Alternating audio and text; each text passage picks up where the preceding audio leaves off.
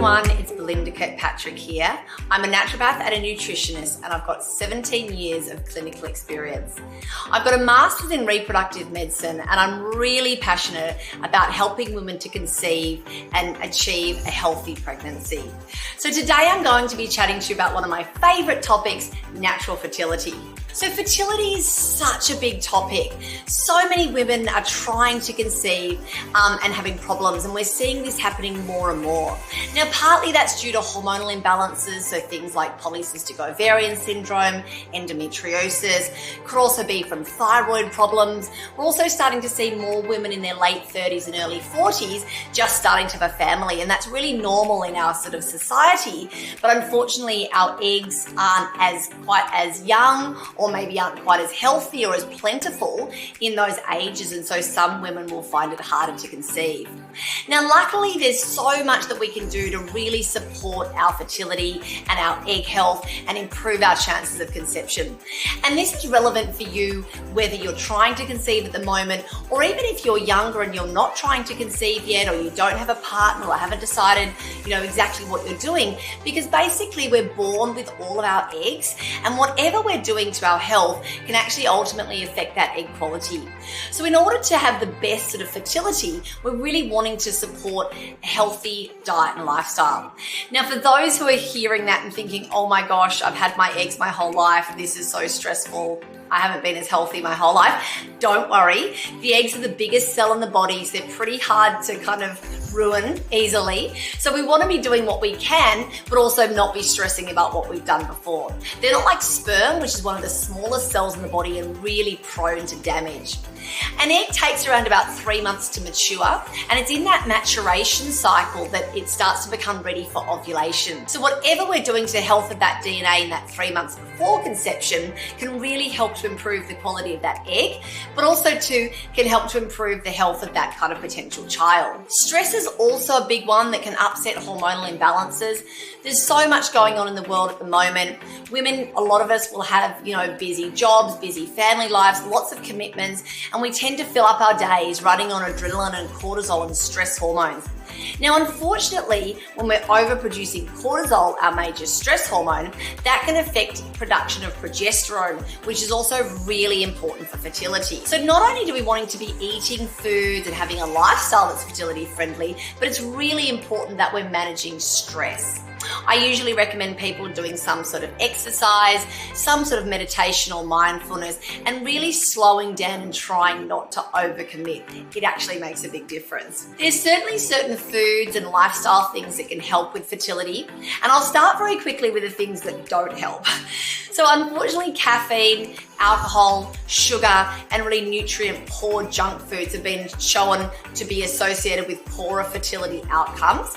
So instead of focusing on those foods, let's focus on the things that we want to include more of. Research has shown time and time again that the Mediterranean diet is the best for fertility. It's really important too that we get enough protein. So it's been shown that people who don't have enough protein in their diet don't make as good quality eggs, and can also affect energy levels, hair, skin, sleep, stress, and our hormones as well. I recommend that each meal that you have contains a source of protein, some good fats, and something fresh.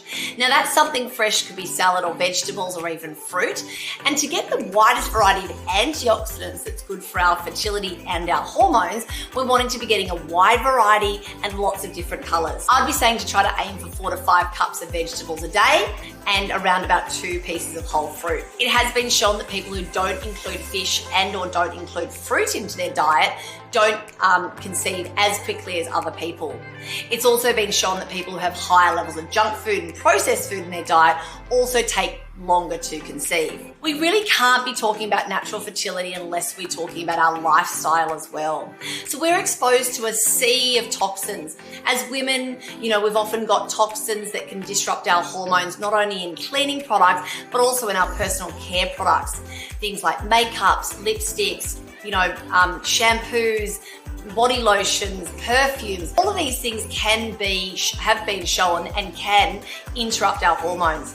They're actually called endocrine disrupting chemicals. And endocrine basically is another word for hormone. So it's been shown clinically and scientifically that chemicals do affect hormones. even things in plastics. So we know that plastics can behave similarly to estrogen in the body and upset our natural estrogen balance. The main tip is trying not to heat and cool plastics, and the thinner the plastic is, the worse that it is. So those crushable water bottles that are just disposable, and or using Glad wrap or cling film, heating takeaway food up in those really thin, flimsy takeaway containers. Try not to heat and cool those things as much as possible. Try to slowly switch your beauty products to more natural brands.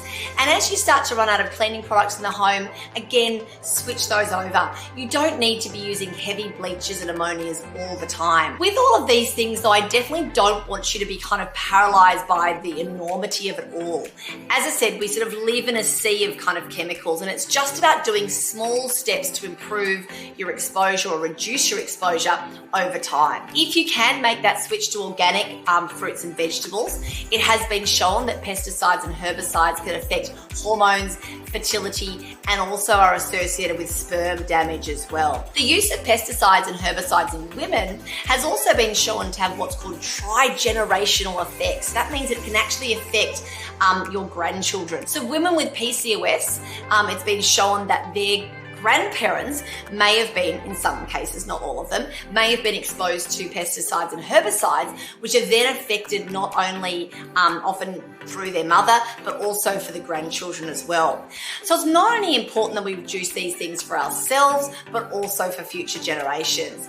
As I said, slowly, slowly. You don't need to be overwhelmed. You don't need to throw everything out right now. It's just slowly making that switch. When your moisturizer finishes, switch it over to a more natural brand.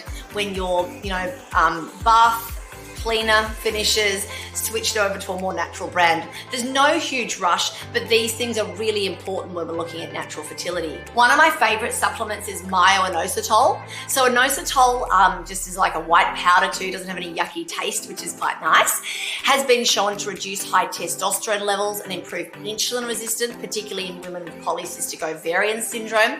Can help them to ovulate and also improve egg quality. Improving egg quality, as I said, is really important as we are starting to use our eggs later in life.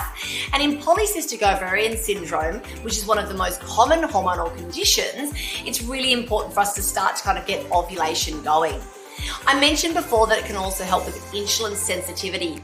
So if our glucose levels are too high, that can affect ovulation, but it can also affect the lining of the endometrium or the lining of the uterus and can negatively affect implantation. So inositol is a great one. I also love the Happy Mammoth Hormone Harmony. So this really does target hormonal imbalances. Contains two of my all-time favorite herbs, one of which is withania, a beautiful nervous system tonic that's really working on those cortisol levels. And the other one is called Chase Tree, or sometimes it's called Vitex. Now, Vitex is an amazing herb for regulating your menstrual cycle, reducing PMS, helping with ovulation at the right time. And I use it in so many of the women that I see in clinic, and it's literally a wonder drug. Those herbs in combination with the other herbs in Hormone Harmony can really help to improve your hormonal balance and therefore then help your fertility as well. I'm also a big fan of the Hormone Harmony Plus powder, and that's basically trying to restore some of your nutrients and get that essential nutrient intake correct. Because when we don't have enough nutrients, that can then lead to hormonal imbalances, deficiencies, and increase the stress on our bodies as well. If you're not 100% sure which product is right for you, you can take our health assessment quiz to get personalized advice on exactly which is going to be the best product for you. So I hope this helps. It's a huge topic, but just start where you can, improving diet, improving lifestyle, and good luck on your fertility journey.